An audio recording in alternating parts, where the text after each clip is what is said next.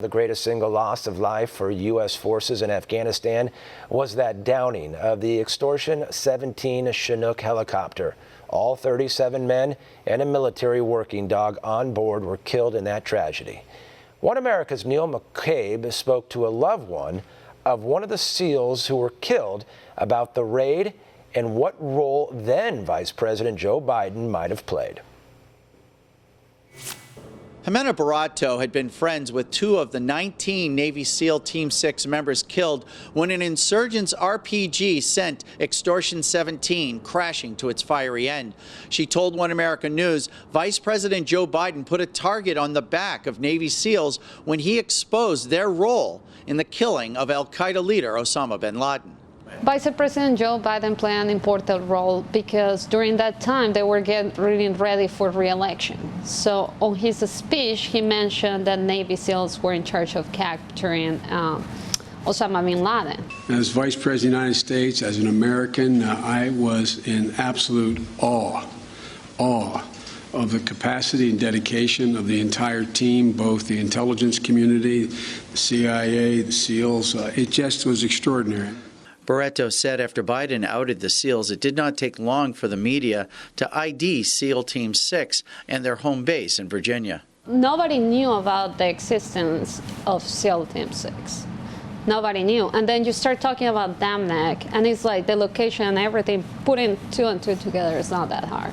The August 6, 2011 incident is forever linked with the May 1st raid earlier that year because the SEAL Team 6 SEALs killed in the crash were all part of the bin Laden mission.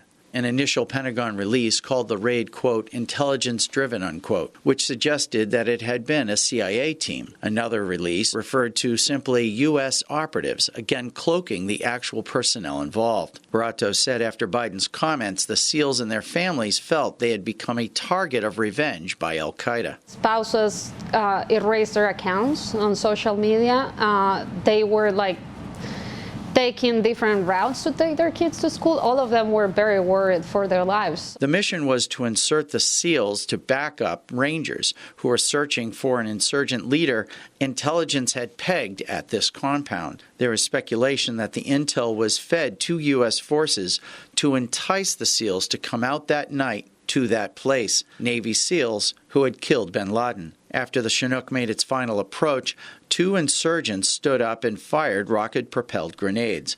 The first one missed. The second one hit the helicopter's tail and sent it into an uncontrollable spiral to the ground. Barato said she keeps in touch with Extortion 17 families, and she will not rest until she learns the truth about what happened that night. What she does know is that she is very concerned that Biden is preparing to run for president. What people should know is that he broke Operation Security. The fact that he did that, we shouldn't trust him moving forward, because that's, God forbid he wins, he's going to put American lives at risk.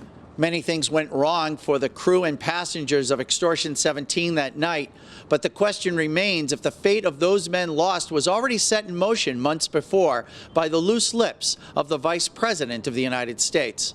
Neil W. McCabe, One American News, Washington. Want to see more videos like this?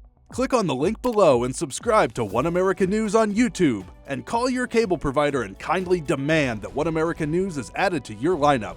Call and subscribe today.